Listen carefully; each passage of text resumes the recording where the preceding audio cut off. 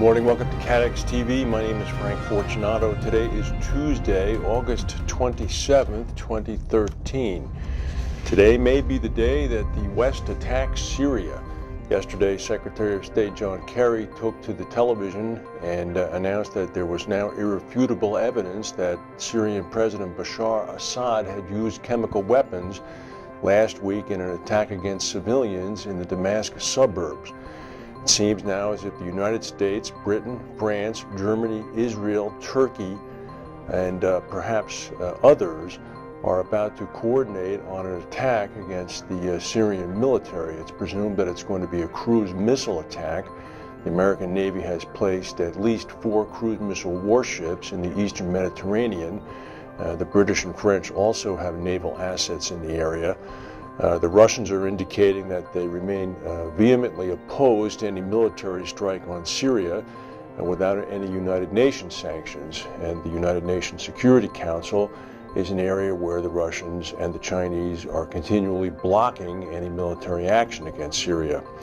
In the United States, polling data indicates that there's only a 9% approval among the American population for any sort of military intervention in the Syrian conflict, which has now consumed more than 100,000 lives in the past 2.5 years.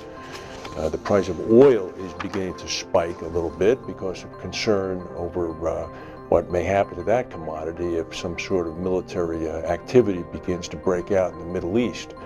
The American Secretary of Defense, Chuck Hagel, says that American assets are now ready for whatever action the president approves. Yesterday in Zurich, there was very disturbing news. The group chief financial officer for Zurich Insurance was found dead in his home. The 53-year-old Pierre Walthier apparently was found dead at home. He had joined Zurich in 1996. He became the group CFO in 2011. Zurich CEO Martin Sen issued a statement offering the condolences of the entire company and employee base to his family. Group controller Vibhu Sharma, who has been around the industry for a while, is going to take over on an interim basis. According to his biography, Mr. Walthier had been born in 1960. Before joining Zurich, he worked for KPMG, JP Morgan, and the French Ministry of Foreign Affairs.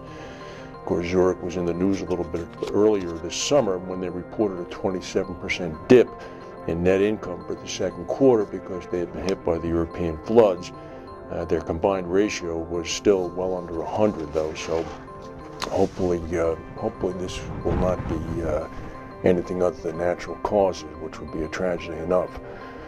The big fire in Yosemite National Park is beginning to be contained a little bit. Firefighters, of whom there are now about 3,600 of them on the scene, apparently have the fire about 20% contained.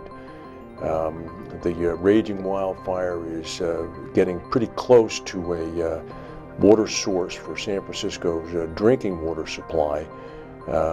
Earlier today, utility officials were monitoring the clarity of the Hetch Hetchy Reservoir. They're using a massive new $4.6 billion gravity-operated pipeline system to move the water quickly downstream from the Hetch Hetchy Reservoir into reservoirs closer to the city. The Hetch Hetchy, which is being threatened by the fire, supplies water to about 2.6 million people in the San Francisco Bay Area, which is about 150 miles away. The water quality they're bringing down currently, according to a spokesperson, is still good. They're bringing down as much water as they can and replenishing local reservoirs downhill. Power generation at the reservoir was shut down last week so that firefighters would not be imperiled by live wires. As we noted yesterday, 2 of the 3 hydroelectric reactors had been shut down. The city of San Francisco is now buying replacement power from other sources to run City Hall and other municipal buildings. As we mentioned, though, this is the first day in about 10 days that a note of optimism has been struck by the firefighters, so hopefully this will be under control.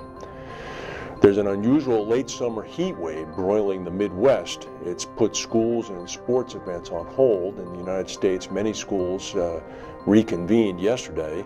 Schools in Iowa, Nebraska, Wisconsin, North and South Dakota, and Illinois let out early yesterday, however, as temperatures crept toward the mid-90s, hotter than that in some areas. The heat wave is supposed to last through much of the week.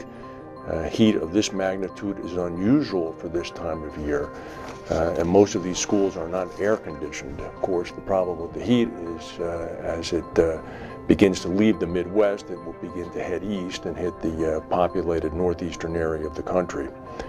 Japan's first new rocket in 12 years failed to lift off this morning in a televised launch, dealing a potential blow to hopes that Japan may be able to take a larger share of the growing multi-billion-dollar satellite launch industry. It was the second setback for the rocket this month. The rocket is named Epsilon, and earlier the launch was postponed because of a computer glitch. The countdown at the Japanese National Launch Center was broadcast live over the internet with commentary in English as well as Japanese, but nothing happened at the end of the countdown. JAXA, the Japanese space agency, later said that the launch had been halted with 19 seconds to go. Media reports said an irregularity had been detected.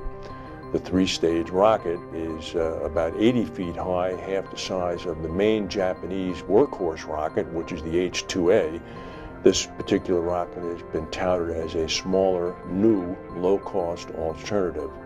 It's not immediately clear, said analysts, as to the impact of the failure or the insurance ramifications of the failure. That's the news for today. We'll keep our eyes on the Middle East. Most likely it will be a cruise missile attack, and if history is any indication, it's probably not going to be terribly effective. If we have any breaking news, we'll come back and tell you. Thank you for watching, and we'll see you tomorrow.